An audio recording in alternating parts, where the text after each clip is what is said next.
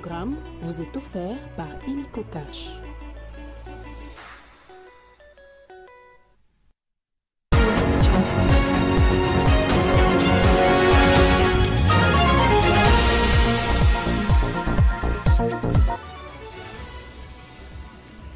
Poursuite des combats entre les FARDC et les rebelles à Lubero Nord Kivu.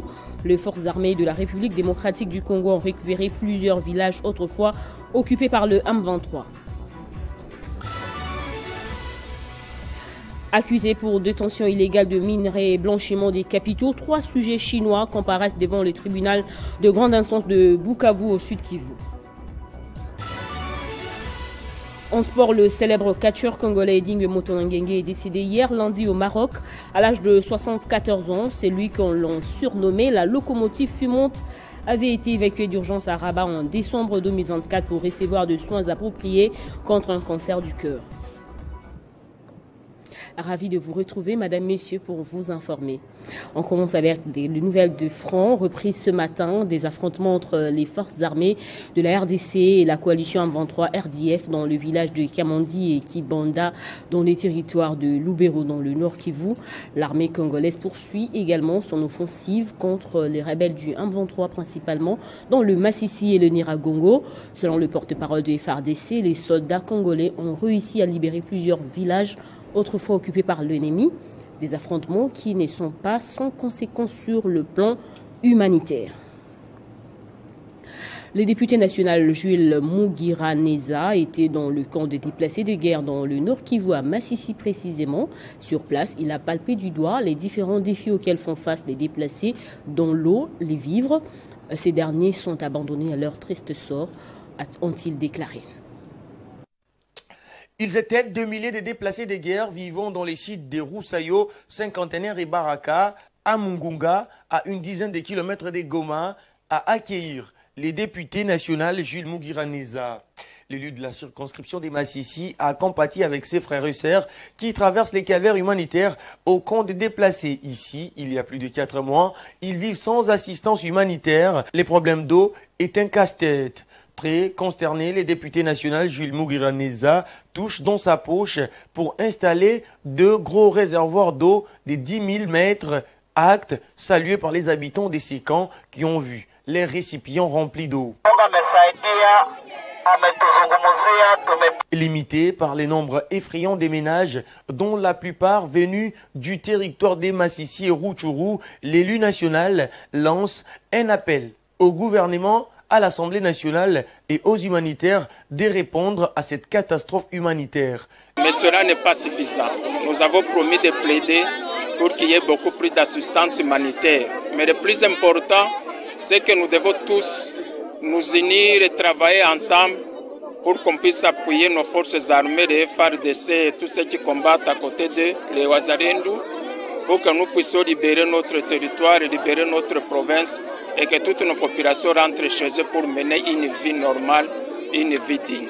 Pour faire d'une pierre 2 coups, les députés nationaux Jules Mugiraneza, autorité morale du parti politique DDI, a réarmé les membres et les cadres de son parti, puis les a rassurés de la détermination du président de la République, du gouvernement et de l'Assemblée nationale de mettre fin à la guerre de l'agression rwandaise pour que la population retrouve la paix. En Ituri, l'armée alerte sur l'implication des figures locales dans le soutien au M23. Selon le porte-parole des FARDC dans cette province, des individus capturés sur le théâtre des affrontements avec les terroristes ont confirmé notamment l'appui qu'apporte Thomas Lubanga, ex-chef rebelle et premier condamné de la Cour pénale internationale pour crimes de guerre. On écoute le lieutenant Jules Ngongo, porte-parole des FARDC dans la province du Ituri. Nous venons encore une fois de donner de la lumière à tout ce qui se passe ici en Ituri, où certains leaders, entre parenthèses, sont impliqués dans le recrutement, la formation et renforcer le rang du M23 pour que ces mouvements terroristes puissent combattre la République. Et qui sont-ils? On a cité Thomas Lubanga et Kawa. Et aujourd'hui, ce n'est plus à démontrer. Comme nous l'avons toujours dit, la vérité et le mensonge ne sont jamais loin de l'autre et rarement la vérité triomphe. Aujourd'hui, la vérité triomphe. Et la dernière vidéo, vous avez vu, les jeunes gens de l'Ituri se sont foudroyés au Nord Kivu car ils ont été recrutés ici en Ituri et ramenés au Nord Kivu.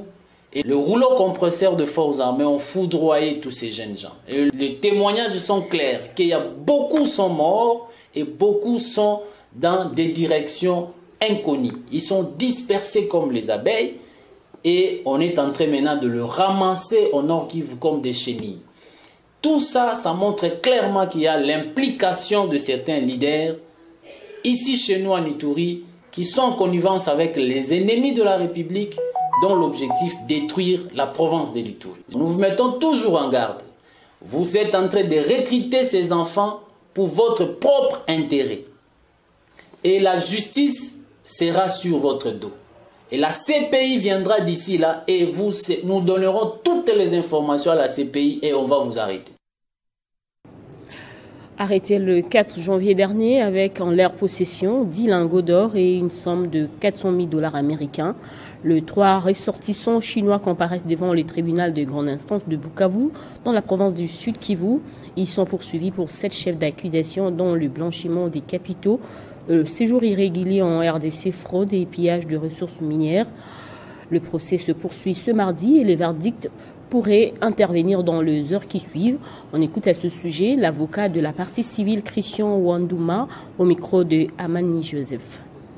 Les appareils soient installés et que le tribunal...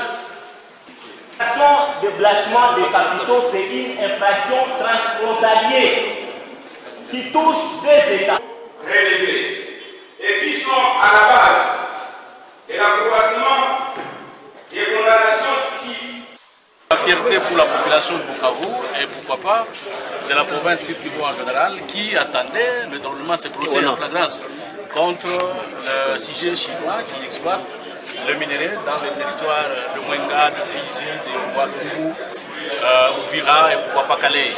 Et pour la population victime de cette exploitation illicite ou de pillage de ressources, destruction de l'environnement, aujourd'hui, comme le tribunal de grande instance a changé en matière de flagrance, c'est un ouf de soulagement pour la population qui attend normalement soit la condamnation et pourquoi pas la restitution de tous ces minéraux pillés. Dans la nuit du lundi à mardi 14 janvier, la pluie qui s'est abattue sur la ville de Kinshasa a causé la mort de 4 personnes et un blessé grave dans 2 familles distinctes sur l'avenue Lokumu, quartier Moussaï numéro 51 dans la commune de Ngalima. Parmi les victimes figurent 3 enfants dont un bébé et une femme de 43 ans. Le mur du voisin construit en matériaux durables s'est effondré sur les maisons en tôle où habitaient ces familles incapables de résister à la puissance de l'eau des pluies. Nathan Diamoté nous relate les faits dans ce reportage. Dans la capitale congolaise, de pluie cause non seulement des inondations régulièrement dans plusieurs quartiers, mais aussi cause des morts. En 2019, une quarantaine de personnes avaient trouvé la mort, victimes de pluies diluviennes qui avaient provoqué inondations et glissements de terrain. Une situation alarmante qui cause la désolation de la population. Ce lundi 13 janvier encore, la ville a vécu ces mêmes drames suite à une forte pluie qui s'est abattue durant toute la nuit. Des centaines de plusieurs quartiers des communes telles que Lingala, Massina, Limete, Bandalungwa et Ngalima se retrouvent sous l'eau et des rescapés n'ont plus d'espoir. En Ngalima par exemple, le mur du voisin construit en matériaux durables s'est effondré sur les maisons en tôle où habitaient les familles incapables de résister à la puissance des lots de pluie. Selon les rescapés de cet incident, les murs est tombé soudainement sans prévenir. Le victime dormait déjà lorsque cela est arrivé. Il rejette la faute sur la mauvaise construction du mur, affirmant que le maçon n'avait pas bien fait leur travail. Les dépouilles sont déjà à la morgue de l'hôpital des références lieutenant-colonel Tchachi et une femme est gravement blessée après avoir tenté de sauver un autre enfant. Les moellons étaient tombés sur son dos. Elle est actuellement soignée dans le même hôpital des références. Les propriétaires de la parcelle dont le mur a causé cet incident est en fuite actuellement. La police est sur le lieu du drame pour constater le fait. Une forte présence de gens ces matins déplore cette tragédie. Le pleur et la désolation règnent en ces lieux, cherchant à consoler les familles qui ont perdu les leurs. Les autorités de la République démocratique du Congo devraient veiller à la construction anarchique qui se multiplie à travers la capitale Kinshasa afin de minimiser ces genres de dégâts. Autre chose à présent, les forces vives du territoire de Edi-Belengue dénoncent la spoliation des limites du territoire de Edi-Belengue, en particulier autour du lac Mukamba, situé au Kasaï central. Ces notables accusent les autorités de la province du Kasaï oriental d'atteinte à leurs droits fonciers. De manière officielle, les représentants de ces notables ont déposé un mémorandum au bureau du ministre de l'Intérieur. Dans ce document, ils appellent à une intervention rapide pour garantir le respect de frontières territoriales. On les écoute. Nos frères de la communauté sœur du Kasaï oriental qui avaient émigré Kananga vers Bakwanga, actuel Mbujimaï, à la suite des événements de triste mémoire de 1960, avaient obtenu l'hospitalité légendaire de la part de la population de Djimbelengue qui leur avait octroyé l'espace d'habitation à proximité du dit lac.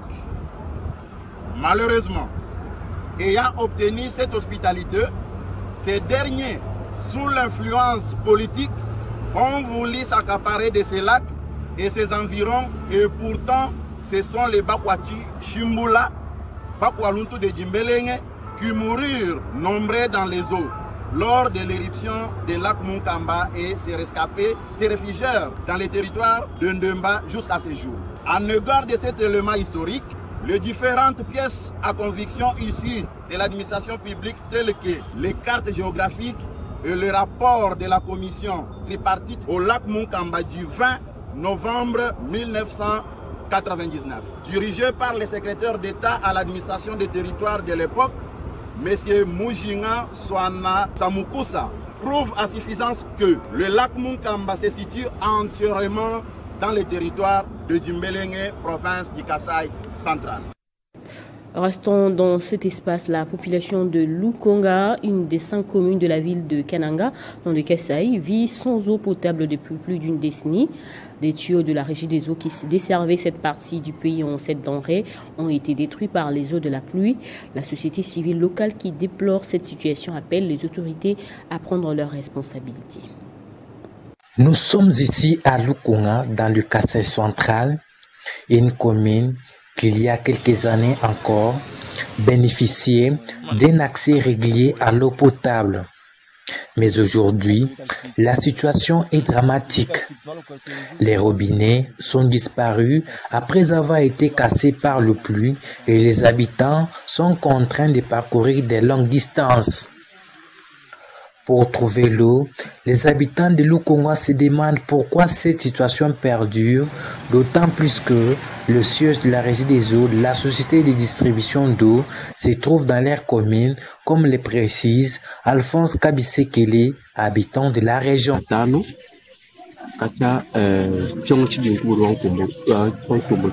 Je sais que Lukonga célèbre aujourd'hui son 15e anniversaire depuis que Louis Gilbert Tshongo était gouverneur de la province du Kasaï central.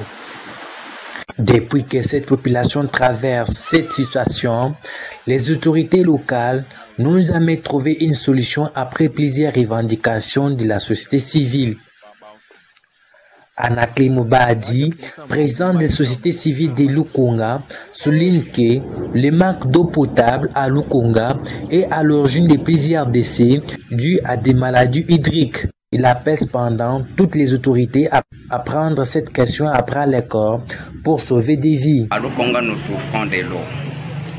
Nous souffrons beaucoup plus. C'est pourquoi vous voyez qu'il y a des gens qui meurent du jour au jour compte tenu d'un manquement de l'eau.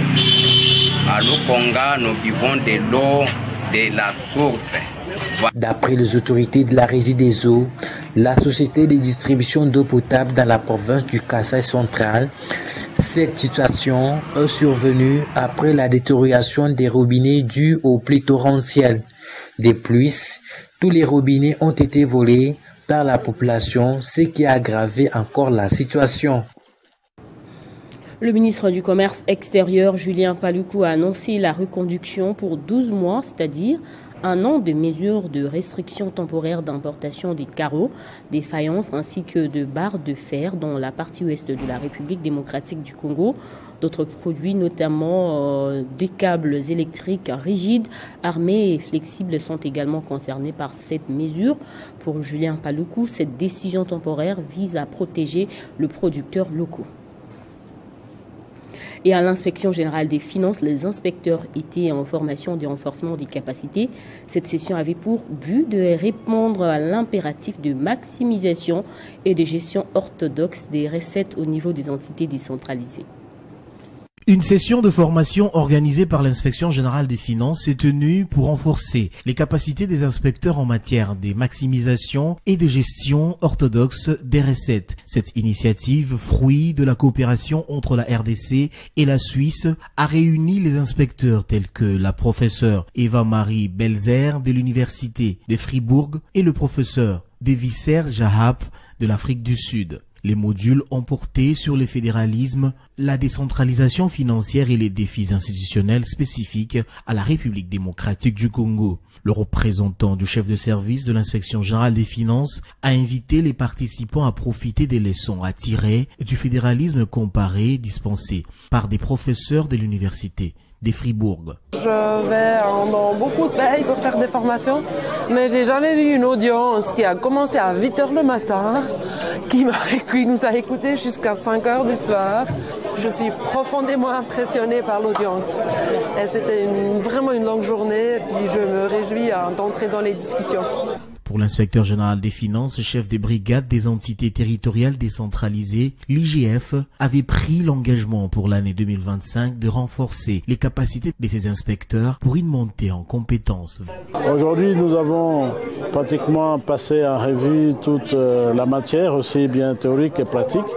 Et demain, nous allons plus nous concentrer sur les échanges sur la situation de la RDC à l'aune de ce que nous avons appris pour voir si nous pouvons faire des propositions idoines pour notre pays. Cette formation est une opportunité pour les inspecteurs de se mettre à jour sur les dernières tendances et meilleures pratiques en matière des finances publiques et de renforcer leurs compétences pour mieux contrôler les finances de l'État. Dans l'actualité également, à quelques jours de l'investiture de Donald Trump à la Maison-Blanche, l'ancien président américain Joe Biden a fait ses adieux hier au reste du monde. Demain mercredi, les démocrates, Joe Biden tiendra également une autre allocution de revoir à la population américaine cette fois-là dans le bureau ovale.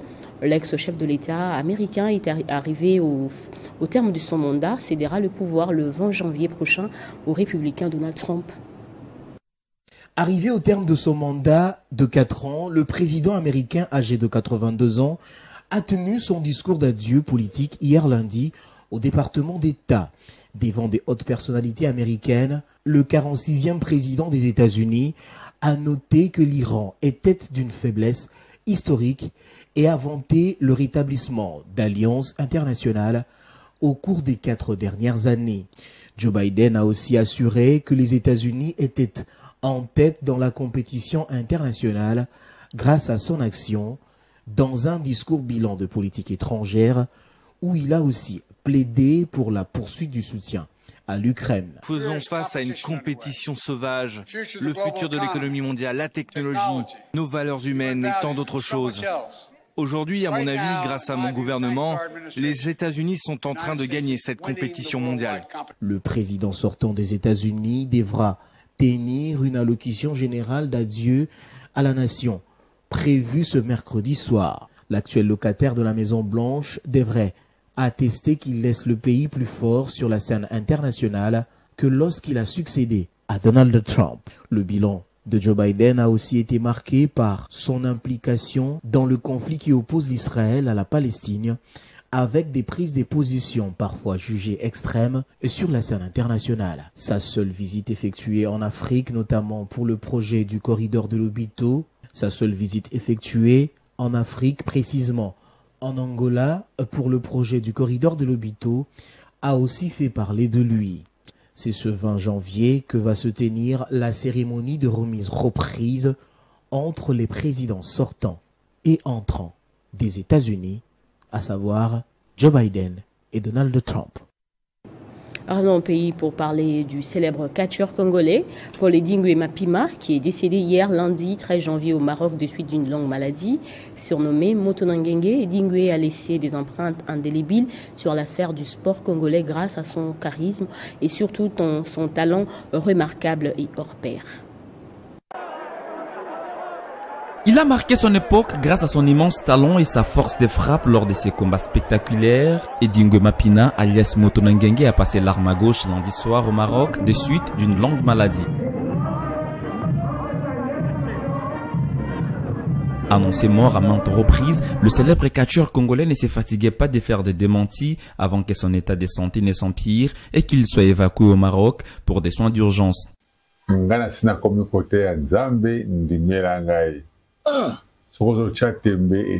Edingwe Motonangenge a bercé plusieurs générations et drainé des foules innombrables avant ses combats, ce qui est devenu un style, voire une référence pour les catcheurs à Kinshasa et sur toute l'étendue de la République démocratique du Congo. Sa renommée s'était propagée sur le plan international, faisant de lui l'ambassadeur incontesté du catch congolais, et plusieurs personnalités n'ont pas tardé à réagir après sa disparition, notamment le ministre des Sports et Loisirs et certains présidents des fédérations sportives. En attendant le rapatriement de sa dépouille mortelle, les amateurs du catch congolais s'organisent déjà pour lui rendre les derniers hommages.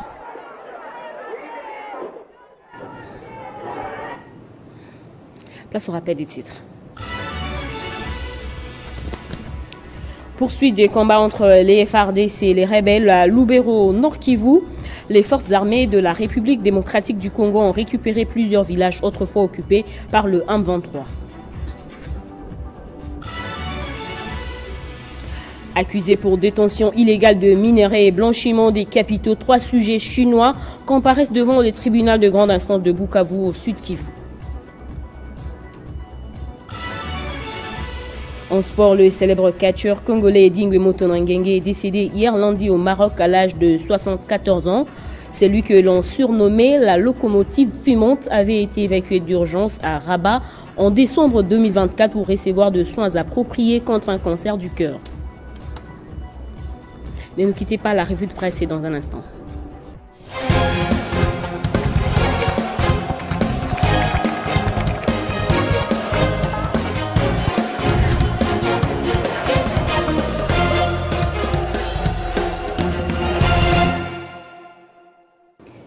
Comme tous les mardis, Héritier Tamboua nous rejoint pour la lecture transversale des journaux parus. Merci beaucoup, Bédrine Kenge, et salutations respectueuses à toutes ces personnes qui nous suivent de partout. Quoi de neuf pour le journal et site d'information paru ce mardi? Eh bien, beaucoup de journaux reviennent sur la grève hier lundi des chauffeurs de transport en commun. Les sites d'information beauté.cd écrit Kinshasa paralysé par une grève des conducteurs de transport en commun. Hier lundi, Bédrine, la ville était plongée dans une paralysie quasi totale, renseigne ce média qui note, selon son constat, que les conducteurs de taxi-bus et taxi-moto ont déclenché une grève sèche pour protester contre la nouvelle grille tarifaire du gouvernement provincial. Abordant ce même sujet, le site d'information ouragan.cd titre de son côté Kinshasa paralysé, grève des chauffeurs et flambée des dépenses. Suite à ces mouvements, le moto se sent imposé comme le dernier recours pour des passagers déterminés à rallier leur lieu de travail, d'études ou de commerce. Pour beaucoup, Bédrine, cela s'est traduit par des dépenses exorbitantes. Pour info.cd, un autre média qui écrit de son côté Kinshasa, pas de grève dans les secteurs du transport en commun. Le président provincial de l'association des chauffeurs du Congo, ACO, a réfuté l'existence d'une grève organisée par l'association. Selon ACO, ajoute nos confrères, une campagne de sensibilisation a été lancée dans les parkings pour informer les chauffeurs et receveurs de nouveaux tarifs. Le site d'information B1 rapporte quant à lui nouvelle grille tarifaire des transport, un moratoire de 10 jours accordé aux transporteurs privés à Kinshasa. C'est là, selon ce site d'information Bédrine, le ministre provincial des Transports qui l'a annoncé hier lundi. Il faut quand même souligner que cette grève de la mi-journée des chauffeurs de taxi et taxibus a pénalisé les Kinois, surtout que c'était en début de semaine. Tout à fait, Bédrine. J'étais d'ailleurs victime de cette grève des chauffeurs des transports en commun. Ah. Et des incendies de Los Angeles en Californie ont intéressé aussi les médias en ligne, Héritier. Effectivement, Bédrine, selon la presse internationale, la situation actuelle des incendies de Los Angeles, c'est des vents violents qui sont signalés comme écrit France 24, incendie de Los Angeles, des vents violents augmentent le risque des nouveaux départs de feu. Le média renseigne que les vents qui attisent les flammes se sont renforcés et promettent une journée de mardi très difficile pour le pompier de la cité des Anges. Incendie à Los Angeles, le retour du vent plutôt fait craindre des nouveaux départs des feux, mentionne de son côté les HuffPost. Ce média renseigne qu'après une courte accalmie qui a permis aux pompiers de maîtriser une partie des méga incendies qui ravagent la région Bédrine, les vents s'apprêtent à repartir des plus belles dans les prochaines heures. Ce site d'information s'appuie, j'en termine là-dessus, sur la conclusion du dernier bulletin du service météorologique des États-Unis à propos de la Californie. Voilà qui m'a fait notre revue de presse de ce mardi, Bédrine Kenge. Merci Héritier pour cette revue de presse. Je vous en prie. Et c'est également la fin de cette édition. Restez avec nous pour plus d'infos.